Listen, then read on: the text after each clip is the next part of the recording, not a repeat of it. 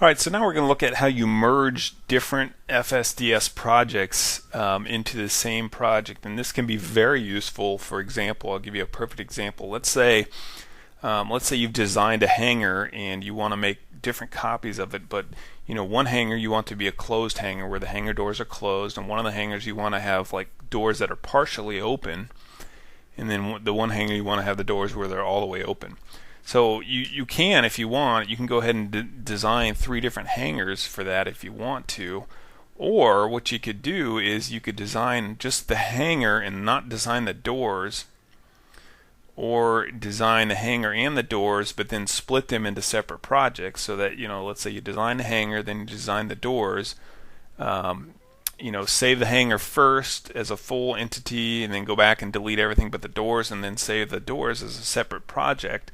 Well, then you can come back in, and then you can just have that basic hangar structure without the doors, and then you can come back and you can merge those two together. And then, so what you can do is you can go ahead and design separate doors ahead of time or in a different project altogether. Let's say you want to design closed doors and then partially open doors and then completely open doors. Well, you don't necessarily have to do that on the same hangar model. You can actually do that on separate in separate FSDS files or separate source files, and then just bring them together by merging them together. So just a real basic, easy way to show you how this works is just to bring up a straight cube here, okay, and then save this guy. So we'll go to File and Save, and we'll just save him. No, we don't want to save him in the back jobs. We'll save him as Cube Merge, okay. And then what I can do is I can bring up a new project. Yes, save changes to the cube merge. In this case, I'll bring up a just a sphere or whatever. Okay, so I've got my little tube here, and I like smooth, so we'll turn on the smoothing just so it looks nice. Okay, so here's my project, whatever, and let's say I've got this fancy other project that's got like 100 different parts to it, and I want to bring that project into this project. I want to merge the two together, okay, without having to create that whole new project again. Okay, what I can do is I can just go to the File menu, okay, go Merge, which is 5th one down, Merge Project. Okay, it's going to bring up a menu for you to select your project. So I just need to find my cube. There it is, cubemerge.fsc. Hit Open, and it brought it in here. So I'll just scale it down here a little bit so that we can see that the two do indeed coexist. So that's just a very easy thing to do, is just merging projects together like that. And again, you're not going to use that for something simple like this, but another good example of where you might utilize that is, let's say you design an aircraft model or an AI model, and you want to do different loadouts on it. You want to put missiles and bombs and all this stuff on it. Well, maybe you've already done another model, and you've already built yourself a standard set of missiles and a standard set of bombs. So instead of having to build those every time you want to do a new project, just go ahead and make your weapons and save them as their own little project. And then when you're ready to do the different loadouts on your model, you can just go and find those and merge those into your model project, position them correctly, and then you're good to go. And the neat thing with that is, if you've applied LODs or anything kind of special to that part, when you merge it into your new project, it's going to just it's going to carry those characteristics over. Okay, so that's merging parts in a nutshell, or merging projects in a nutshell. So it's just a very easy way to bring multiple things together at the same time. Okay, now there is a kind of a similar way to do this, and maybe we should have talked about this when we were talking about copying and pasting, but you can kind of do the same thing by copying a part or copying a project from one project and then pasting it over into a new project. And essentially the way you do that is, let's keep my cube here. Let's do this. Let's get rid of the cube. All right, so I've got my sphere here, and let me save this guy. The key to copying and pasting into multiple projects is that you have to have everything saved. So we'll save this guy as sphere. That's fine. All right, and then what I can do is just to show you how this works, I'll get out of this. I'll make a new project up here just to demonstrate this. Let me turn this guy into a pyramid real quick by scaling the points to 1 point. Okay, there we go. As good designers, right, we should go part and where to go? Snap to scale to get rid of those points. Alright, now we're good. Alright, so we've got a little pyramid here or whatever. And let's see, let's get him centered up. And just because I want to be cool and fashionable, I'll make the opposite end of this. So let me copy, let me paste. I want to put this guy in the opposite direction. Let's see, cancel that, transform, flip. We'll get into this in just a second. Okay, it didn't flip. Why did it not flip? Anyways, copy, paste, you bastard. Flip, and I want you to flip. Oh, I know why. There we go. There we go. And now I want to move this guy. Well, we'll move him down a little bit. I don't know. Just to make some shape here for you guys to see. Let me join these together. Alright, so here's our shape. And let's say I just want to bring a single part. You know, if I merge a project, if I go up here to File and Merge Project, it's going to bring all the parts from a project or from a separate FSDS file into your current project. So if you have a scenery object that has 100 different parts, it's going to bring all 100 parts into this new project. So there may be times when you don't want to do that. For example, the ordnance options I was talking about, or the ordnance example, where you just want to bring, let's say you want to bring your Hellfire missiles into the new project without bringing in everything else. Okay, so there is a way to do that as well. You could go merge project, bring the new project in, and delete all the stuff you don't want. You could do that, but there's a little bit easier way. Just make sure your current project is saved. So let's make sure we save this guy. I don't know. Let's go call him test. Save. All right. So then I want to go and get my parts, and I can do that by just going up here, and I can open up a new project. So go open. I can go over here and I can get my my cube merge or whatever we want to get. I hit open, and when I do that, notice I've opened a new project altogether. Okay, so my old project is gone. That's why we want to make sure we have it saved. So it's gone, and I've got my cube in here now. All right. So and let's say okay, and to do this, whatever. Let's just copy a bunch of these and paste a bunch of these so that I want to do that. So that we can show you that I can, I can pick multiple different ones, or I can pick just a single one. Pick that out, pick that out. All right. So here I've got a project with 5 different cubes in it. And again, if I merge this whole project, it's going to bring all 5 cubes. But let's say I just want this one single part, the center part, and that's the one I want to bring into my new project. So what I can do is I can go here to the copy menu, or I can copy it again. So hit copy. Okay, and now I can go back to my other project and open my old project. And by the way, if you just go to File, it saves your last 4 projects down here. So my test project is right here, so I'll just go ahead and open this guy. It's going to say save changes to cube merge. Sure, why not? Alright, so that brings up my old project. Now, remember I just copied that cube part into the copy memory. So if I go over here to paste, voila. I know you can't see it very well, but it is there. I'll expand it out there so you can see it, or drive it in there a little bit so you can see it. So it's there, and it just brought that whole part into this project. So the advantage of doing that is, like I said, being able to bring individual parts from another project into your current project. Again, if I go up here and I go to File, Merge, Project, and I bring that other cube merge in there, watch what happens. It's going to bring all 5 of those cubes in there. Okay, so we don't want to do that. Now I could do that, and I could just come through here and I could delete the parts that I didn't want. But again, if you're working with a project with literally hundreds of parts or hundreds of pieces, that gets to be a little tedious. So that's kind of how you merge projects, but that's also how you bring a part from one project and you copy it and you paste it into another project. So again, that cube part is in the memory here, and as long as I keep hitting paste, it's going to keep bringing that single part in there.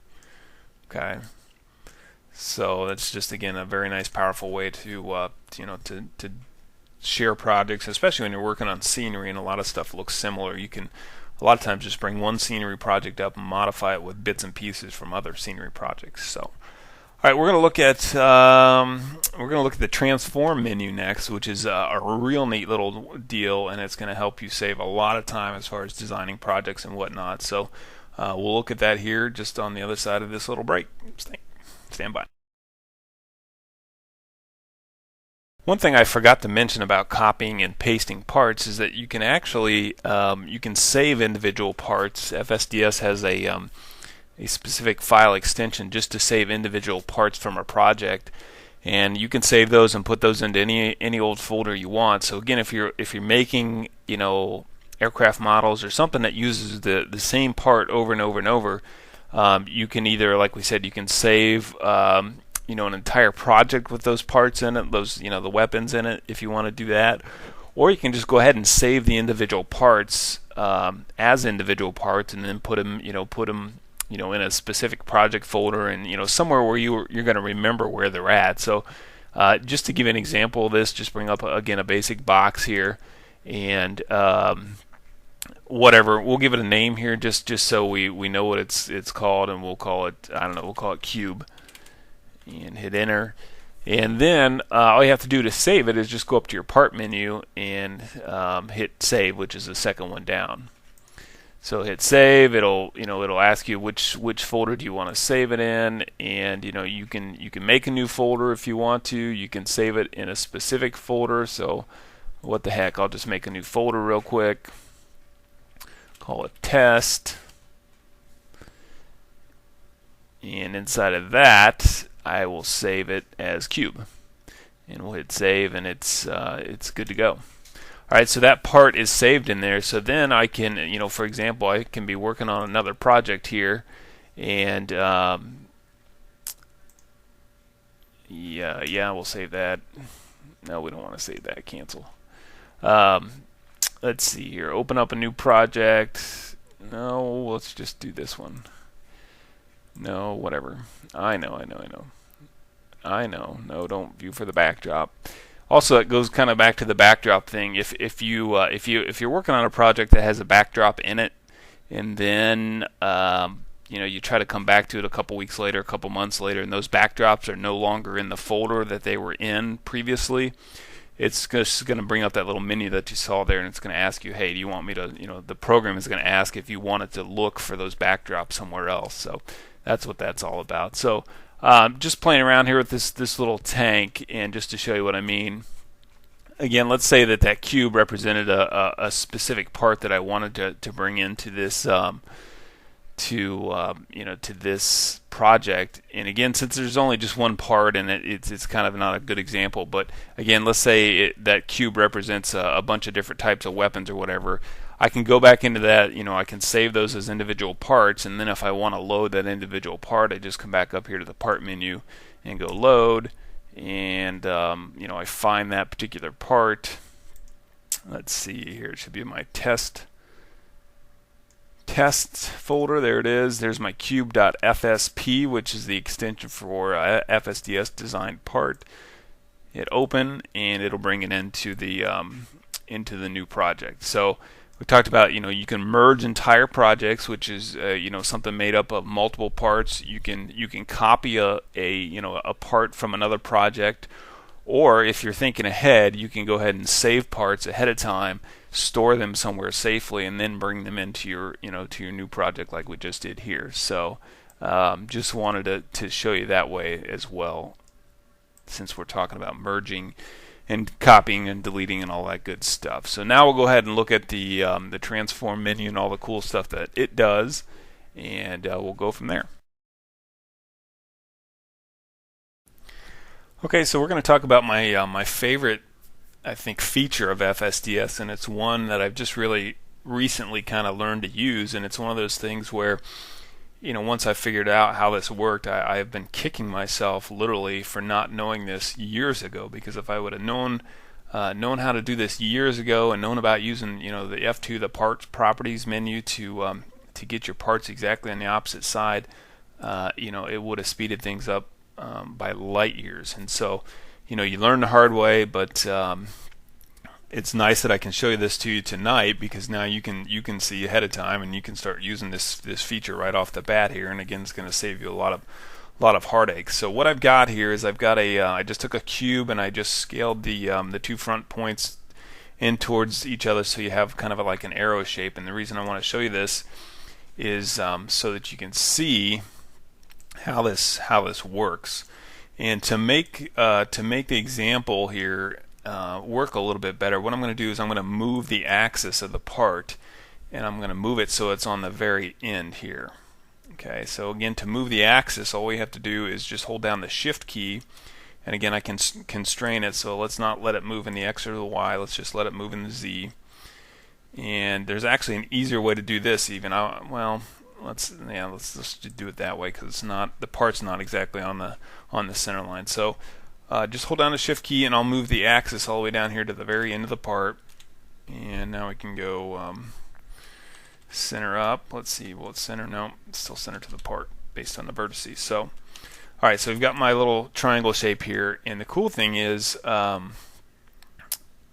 can use this transform menu to flip the part around. I can flip it one way, I can flip it the other way. In other words, when you just want to take a part and you want to flip it in the opposite direction, there's an easier way than going up to the actual, you could just go to the rotate menu, right, and flip this guy around like this, and notice when, let me get a better view here. Notice with the axis down there at the bottom, it's going to always rotate around that axis, but there's an easier way to do that. So let me undo that, get him back here in the middle, and let's say I just want to flip him in the opposite direction. So what I can do, instead of doing the rotate function, actually there's a third way to do that. You could go to Parts Properties menu here, and you could go to the rotation in the Y, and you could type in 180, and that would flip it. Okay, so that's one way to do it. Again, to undo that, all I did is rotate it around the Y-axis. But a little bit easier way, and I think even a faster way of doing that, less keystrokes, is just go to the Transform menu, okay, and go to the Rotate choice. Or excuse me, not the rotate, but go to the flip choice here, and then notice the flip. It'll have a little pull-down menu to say flip X, flip Y, and flip Z. Well, if I just want to flip it in the opposite Z direction, I can just go ahead and go flip Z, and see how that works. It flipped it right back. So I can undo that, or do the same thing again, flip into Z. So I can flip parts back and forth all day long using this flip selection, flip Z. Okay. If I go and I do flip X, you're not going to notice any change because of the shape of the part. Alright, but the neat thing here is I can do this really quickly, and let's move this up here. Let me get the part axis up to where it should be. Let me go back to 0 there. Alright, so get them up to the front. So the neat thing here, and where this really comes into play, and again, especially when you're doing scenery design, you're making a lot of symmetrical structures, and you're trying to make stuff look exactly the same or put it on the exact opposite side. So in this case, let me get out of the 3 windows here so we can see this a little bit better.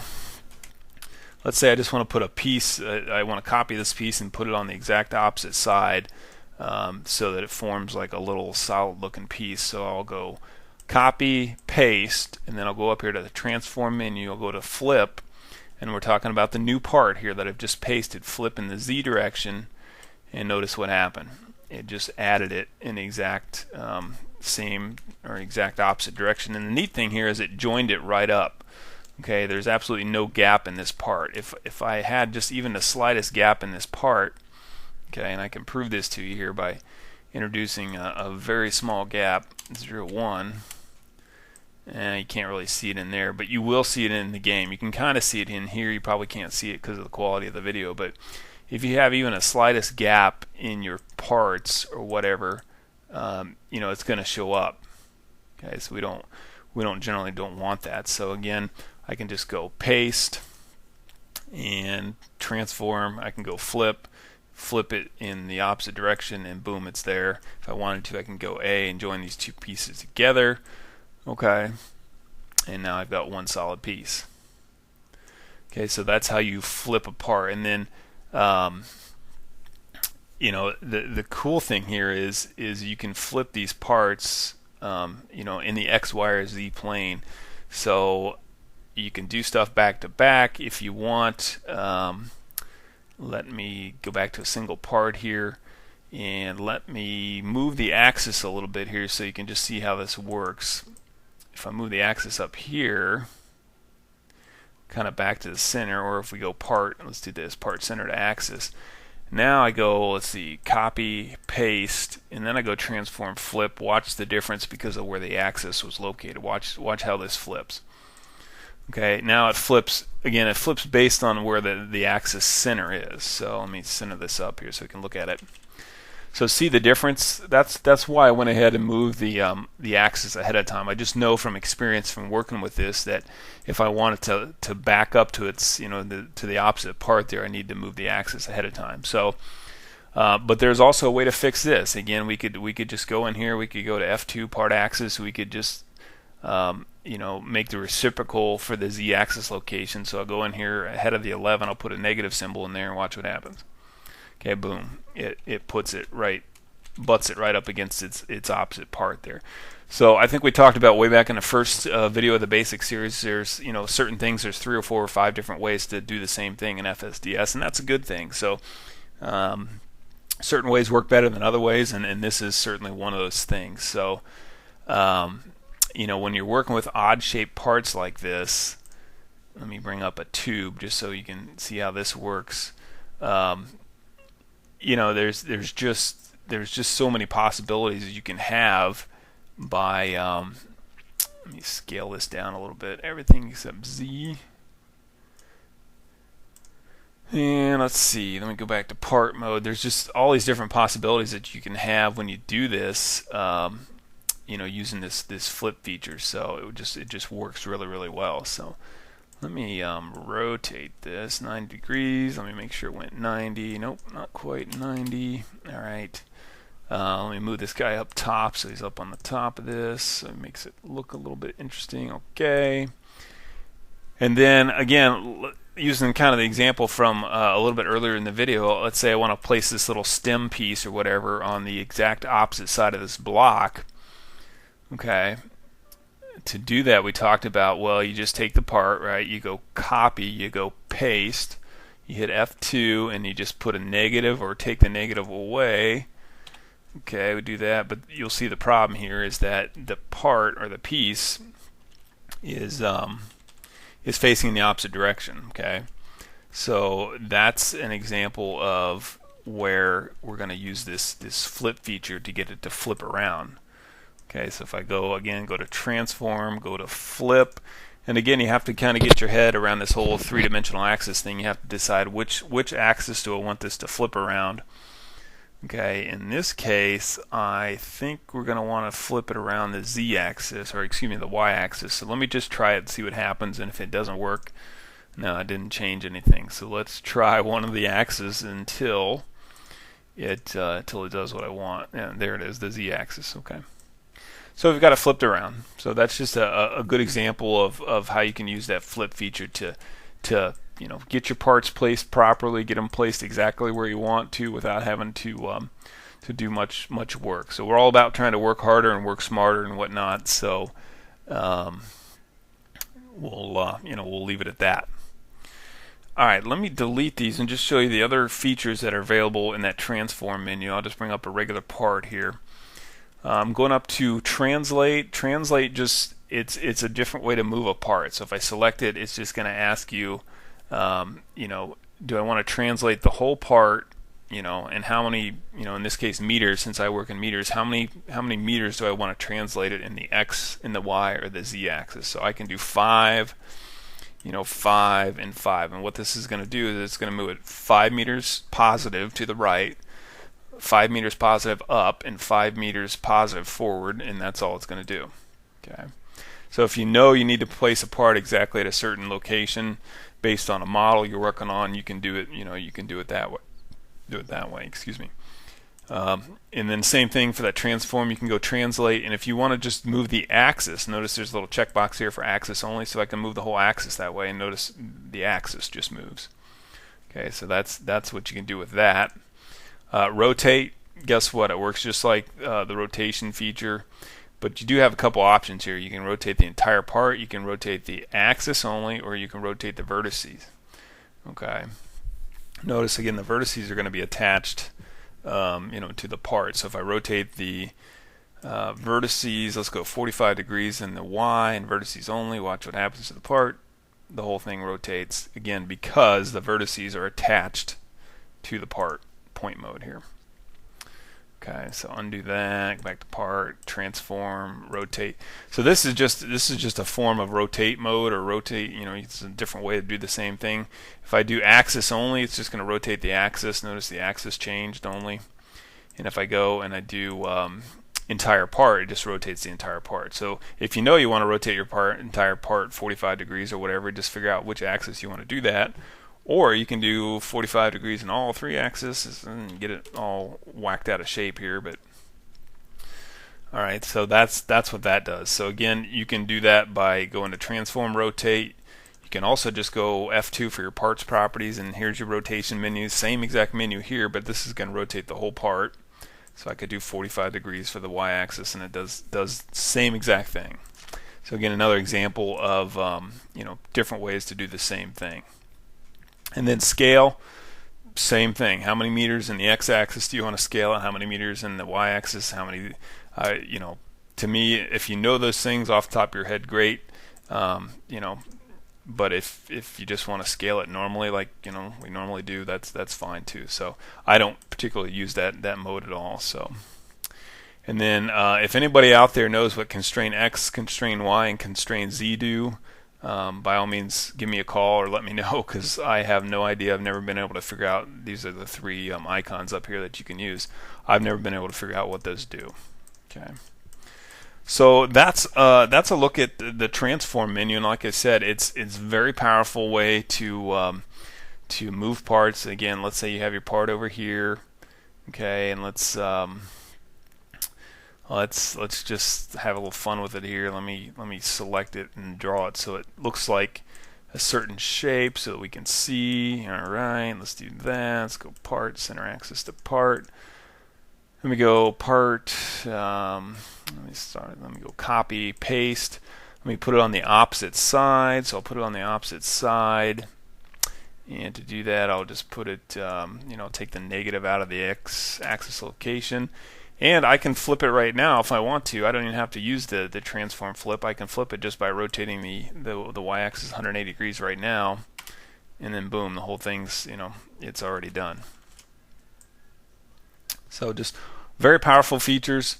The flip feature, I love that little flip feature. It just makes your life, so much easier when you're working on parts, and it's just a faster way to do stuff. So that's the transform menu, and that should cover about all the menus. We're not going to talk about the template menu just because it's got a very specific purpose, and it's one that I don't use very often. It allows you to extrude different parts, but we're going to look at how you hide parts next. So that's going to be the next little part of this. So we'll be back in just a second with a look at how you hide individual parts. All right, so the last thing we're going to talk about tonight is dealing with specific parts, and more specifically how you hide individual parts. We'll look at how you use the ruler function. We did that a little bit earlier, and then we'll also look at how you choose an individual part. So what I've got here, what I've brought up is a Humvee, a model that I made quite a while ago to make into an AI model. And if you guys have downloaded the Nellis Air Force Base package, this is what's driving around on the base. There is this little Humvee AI model. But in a model like this, if I get rid of the solid view and I zoom this in a little bit here, what I want to show you is this model as I scroll through the different parts. You can see this particular model is made up of quite a few different parts, and this is actually very tame, considering some of the models out there may have several hundred parts. So in a model like this, you want to be able to if you want to be able to work on a specific part. But let's say, let me find a piece here that's just, it's absolutely buried, buried inside the structure of of the wireframe model here. Let me get out of this and show you what I mean. Let me center this part up, and then when I zoom out here, you can kind of see what I mean. So here I've got a situation where I just want to work on this one part, but I've got all this other junk in the background because I'm only looking at a two-dimensional image. So if I'm good, I can work in my axis windows here, and I can look at my part and I can see it in all three windows, but and even the fourth window up here. But if for some reason I need to just the stuff in the background is just cluttering up my view, and I need to hide everything except for the one part I want to work on, I can actually do that. So what I can do is I can come in here, get on, make your part active, whatever part you want to get on. Go ahead and highlight it with your spacebar, and that'll, in my case, turns it green. And then go ahead and hit your A key for everything else, which will make everything else highlighted. Okay, now that I've got that highlighted, go ahead and hit the H key, keyboard, and notice what happened. It actually went and hid all the other parts. So they're still there. Okay. I can't scroll off this part, which is one interesting feature. I'm kind of locked into this part. But now I can work on this part. I can, I can rotate it or scale it or whatever I want to do to it to work on it, to get it, to what I need. And then when I'm done with it, I'm happy with the way it works. I want to bring back all the other parts that are in there. So I'll just, to undo the hide feature, I'll just do Shift and H at the same time. Okay, and it brings it back in there. So that's just a quick tip on how you, if you want to work with these, if you want to work with parts that are kind of buried into the structure of another larger project or whatever. That's just that's the way you do that. So again, you make sure it's the current part. You select it with your keyboard, or excuse me, with your space bar. Select all the other parts by hitting A. Okay, and then hitting the H key to hide all those other parts, and that leaves you with just your one part here to work with. Okay, and then to undo that, Shift H, and you're right back to where you started. All right, so that's how you hide a given part, or hide all the other parts and leave the one part that you want to work with as the only one visible. The ruler feature, only thing we haven't really talked about, and I used it a little bit earlier, but the ruler feature is this little guy. It's a pain in the butt, but all it does is it allows you to measure. You literally put it on the screen. You draw. You hold your mouse button down. And you draw from one point to another, and it tells you how many. In this case, feet, because I designed this project in feet. How many feet it is. So, but just notice when I do that. I don't know if you can see it on the video or not, but it puts that kind of like a little ruler icon beneath your crosshairs. But notice while I'm doing that, it cancels out everything else. I can be in any one of these modes, but as long as I'm in that ruler mode, that's the only thing I'm going to be able to use. Okay, so it'll drive you nuts because you go to measure something and you'll go to move or rotate or whatever, scale something, and you want to be doing that, and it's going to drive you nuts. So to get out of it, you just have to click out of that. So that's the ruler mode, which can allow you to measure parts if you want to do that or whatever. And then don't forget also, let me remind you that your grid, and I know you probably can't see it in the video, but your grid is also set up, and I think you can actually set up the distance in your grid as well. I think I have mine set to each block is 5 feet. So your grid can also help you measure stuff. Okay. And just a quick note on this model while we're looking at it.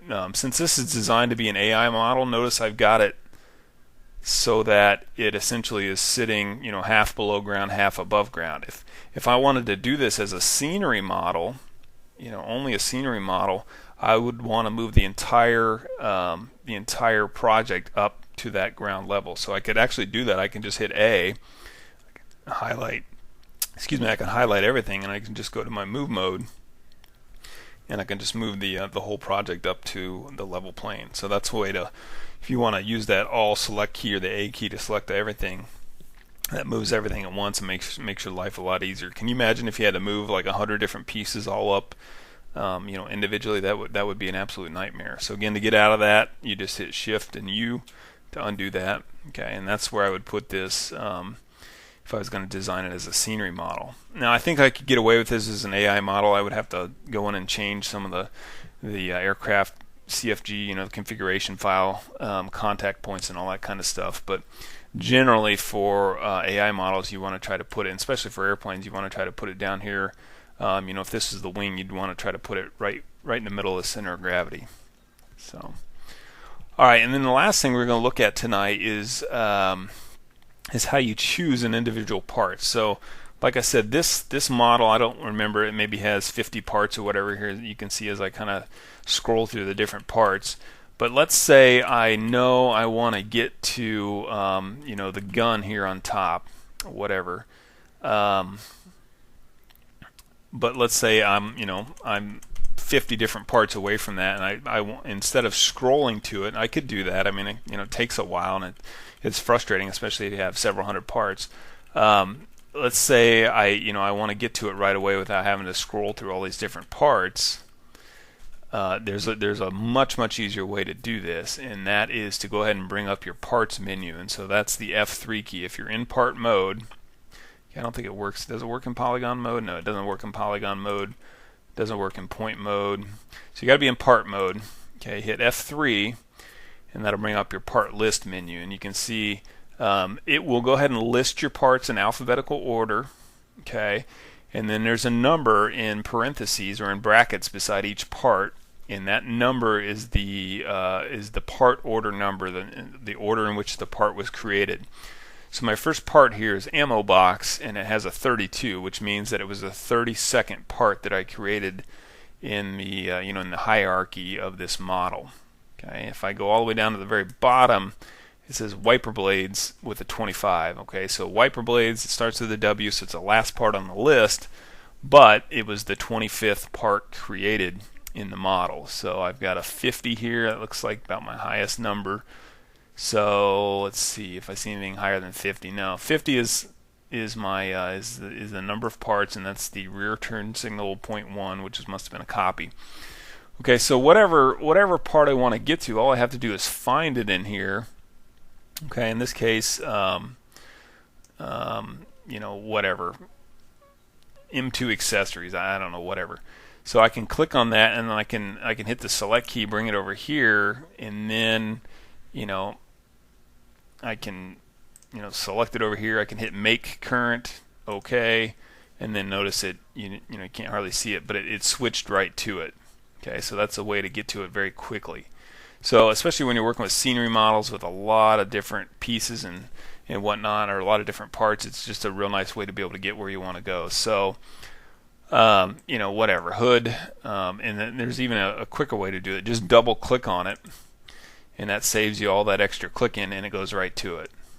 Okay, so F3, gun ammo, double click on it, and it goes right to it. What else can I show you here? You can select multiple parts.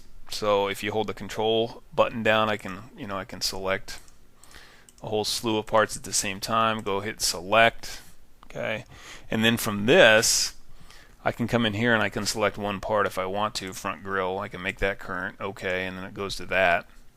Okay, but notice when it goes to that, it also keeps all those other parts that I've highlighted or made current. It selects those too, and if I go back to the menu, they're still there.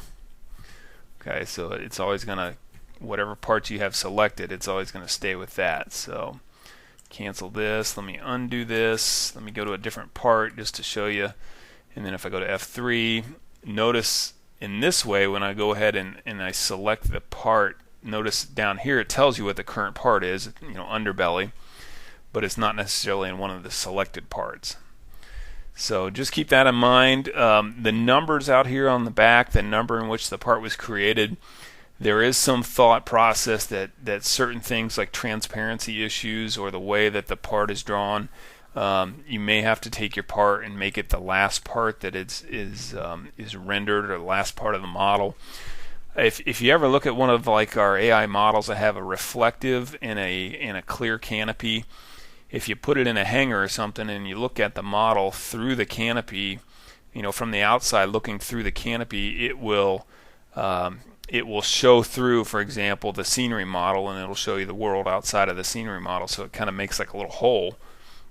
And that apparently has something to do with the way or the order in which the part may be drawn. So not 100% on that, and I don't think there's a consensus on that, but there may be times when you want to make sure that your parts are, whatever part you want to have drawn last, or you want to make sure that it draws it correctly. Like if you do a transparent window or something, you may have to come in here and make sure that your part is drawn last. Okay, and the way you do that is, notice right here, rear turn signal is number 50. Okay, and let me find one of the low ones here. Underbelly, number 8. All right, so come in here to underbelly, double click on it, and just go cut. Okay, take it out and go paste. Put it back in there. Go back into my parts menu. We'll go back to underbelly here, and notice underbelly has now shifted to number 50. Okay, so you can kind of order the parts by just cutting them and pasting them. So if you cut a part and you paste it, that's automatically going to make it the last part created, or drawn, I guess, or whatever you want to call it in the project. So I simply just took it, I cut it so that it removed it from the whole project, and then I pasted it back. And then FSDS just takes a look at that and says, okay, well that's the last part. So if you ever run across a problem, you're designing something and you get on the FS developer forums or whatever, and they say, hey, you got to make sure that part is the last part that gets drawn in FSDS or that gets rendered or whatever, that's the way you get that part, and you make it and you put it at the end. Okay, you just simply go to the part, whatever it is, you cut it, and then you paste it back, and when you paste it back, it'll make it the last part. So that's pretty much everything we're going to look at. The next tutorial we're going to do, we're actually going to start building stuff, which will be pretty exciting. So go ahead and get this one put together for you guys. We'll get the video all set up and get the support thread set up. So as always, come see us in the forums. And if you have any questions, don't be shy. Don't hesitate to ask us. And thanks for watching tonight. We'll see you guys next time.